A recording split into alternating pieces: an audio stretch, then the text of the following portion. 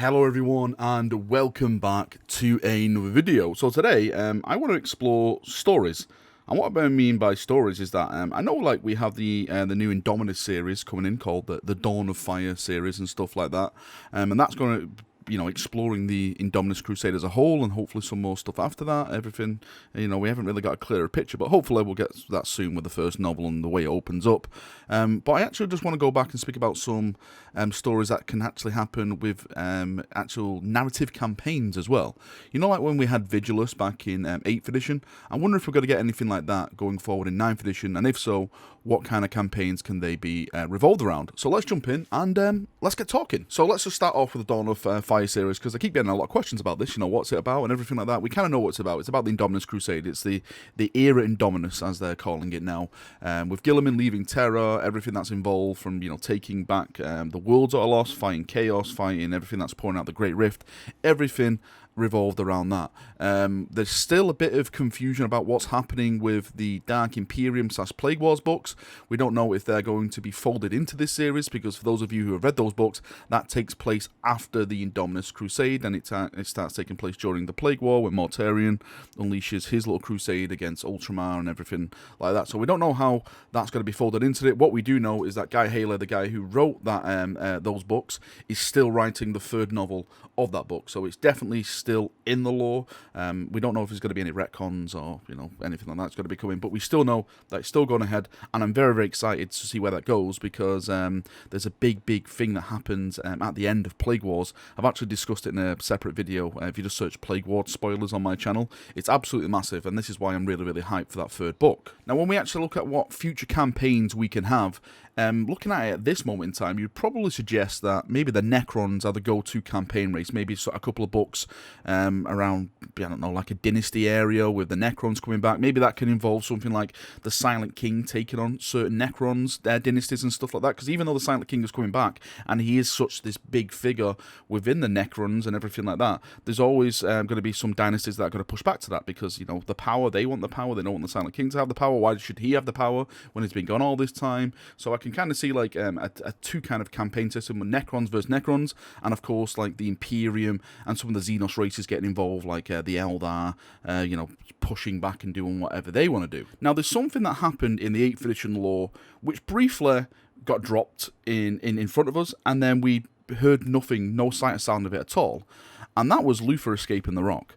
Now, if you read more into that, Luthor escaped the Rock with the so-called help of a demon. That is unconfirmed at the moment, but demons were there in the Rock, and when they cleared them out, they noticed that Luthor had escaped. Did the demons help him?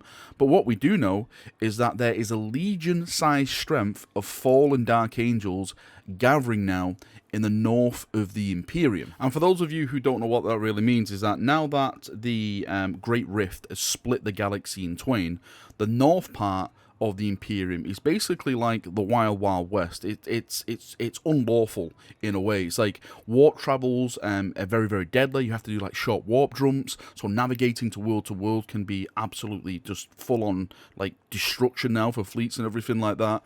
You can't really enforce planets, so planets have more or less, I won't say they've become independent, but they're fending for themselves. This was massively gone over in the Spears of the Emperor book by Aaron Dembski-Bowden, about certain chapters who are basically, just defending their own planets now without any type of reinforcements or anything like that. Really, really cool things that go along with it. But the Dark Angels are now gathering, as I said, in legion-sized strength over there, which brings up a massive, interesting plot point, because Guilliman made Dante the Lord Commander of the North. He's like King of the North, kind of like Warden of the North, if you think of Game of Thrones and stuff like that. So Dante has full control over the rules and the, I won't say dictatorship, but the sovereignty. No, sovereignty is a bad word as well, because it's not bloody. He's not a king.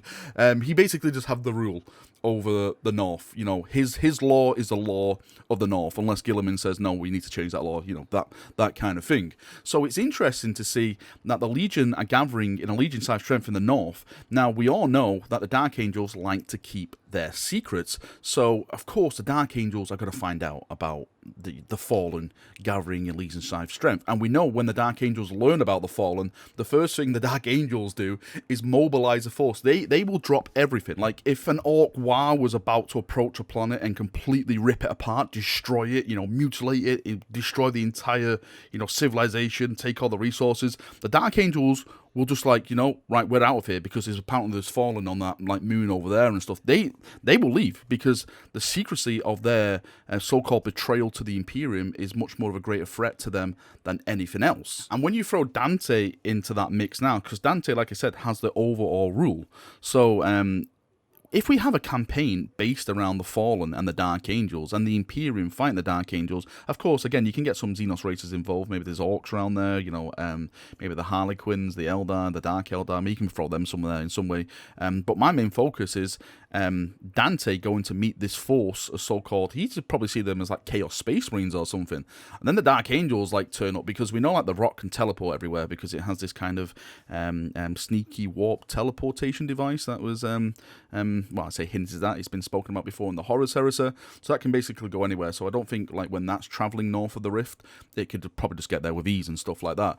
But if Dante goes there with a fleet and a force and stuff of Blood Angels and other chapters and everything like that, he's probably won't be just Blood Angels, and then he meets the Dark Angels there, and the Dark Angels no, we'll handle this. It's going to be a really, I personally think, a really interesting showdown / conversation, because we all know, going back to a certain incident called the Obsidian Gulf, if I'm not mistaken, that the Black Templars once captured Cypher, and a Dark Angel ship interceded and said, hey, give us that prisoner that you've got on your ship. They raised their guns at this Black Templar ship. The Black Templars what the hell is going on? So the Black Templars gave the prisoner over to the Dark Angels, and that's the last time we ever saw that ship. Now, I'm not saying that the Dark Angels blew up the Black Templar ship.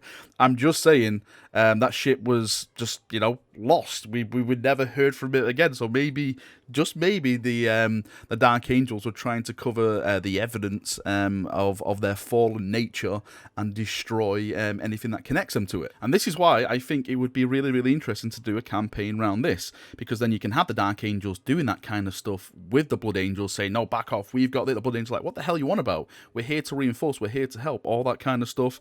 Dark Angels are really pushing back. And also from the Chaos side of things, the Fallen side of things, you can really start, doing stories within itself. Now, again, I go back to the point that Luthor has escaped, and the Dark Angels who are gathering in this Legion-sized force are being led by a mysterious figure. Now, of course, you can say the mysterious figure could be Cypher, or it could be Luthor. Maybe it could be both. We don't really know what Cypher's actual plan is. We know kind of he wants to get back to Terra. That's one of the theories, to stab the Emperor with the Lion Sword and release the Emperor and all that kind of shenanigans that goes along with that.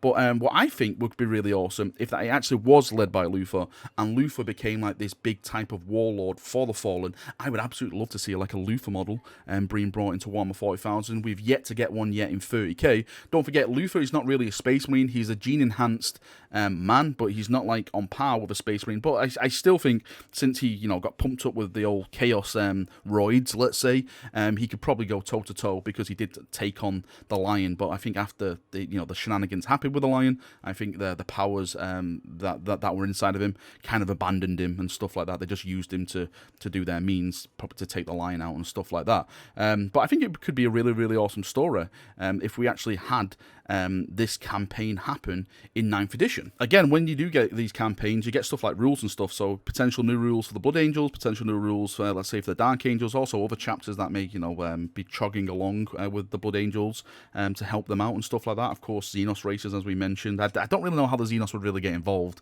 Maybe the Eldar know something, or the Harlequins, because the Harlequins are always trying to play the story to what they think and everything like that. But of course, with models, like I mentioned, with Luthor, you could have a Luthor model. Azrael could be there, through all this. We know that Azrael definitely needs a brand new model. I really do think in 9th edition will be the edition where Azrael gets a new model.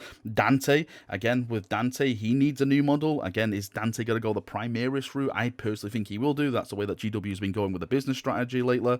So maybe this could be a pretty cool area to actually bring in a new model. You can probably start, I don't know, maybe releasing update kits for like Raven Wing and the Death Wing and stuff like that for more of the Primaris Marines, because we know that is like the main focus now when it comes to bikes and stuff. Proper like upgrade packs for those to really make them stand out on the battlefield. I know you can do it now by cutting off bits and stuff, but really nice to have like an official kit that actually sticks on the actual bikes to make them, just not look bland as they are right now. And quickly going back to the Dawn of Fire series, again, this could be like a parallel thing. You could do like the Dawn of Fire series that takes place during this campaign, so you can have books around that and stuff, so that explores more of the lore side. So the campaign stuff is more of the rules and everything like that. I know that the campaign books do have a bit of lore in there, but it's not really, it's not a story. It's more like information about what's going on. But if you do the Dawn of Fire series around this could, of course, take place during the Indominus Crusade era, and we can have something like that where we have stories set around the Dark Angels, the Blood Angels, the Fallen, Luther, Cypher, whoever we are blooded from there. I think it'd be a really, really cool, awesome thing to have. Alright, Chaperonios, that's me done for another video. Thank you for coming, thank you for watching, as always. I'd love to get your thoughts and feedback on this. What kind of campaign would you like to see happen? What kind of stories during the Dawn of Warfire series would you like to happen? Everything like that. Do you like the idea of the Fallen that I've mentioned? Again, it's all in the 8th edition stuff, but just nothing really happened with it. It's just a time I actually got to see something. Now, again, I think it would be really, really cool to actually witness and experience that, to see how the Dark Angels panic when their secret is about to be unleashed upon the Imperium. Leave your thoughts, feedback, everything like that down below in the comment section, and we'll have a nice little talk there as we always do. See you now, have a great day, and bye-bye.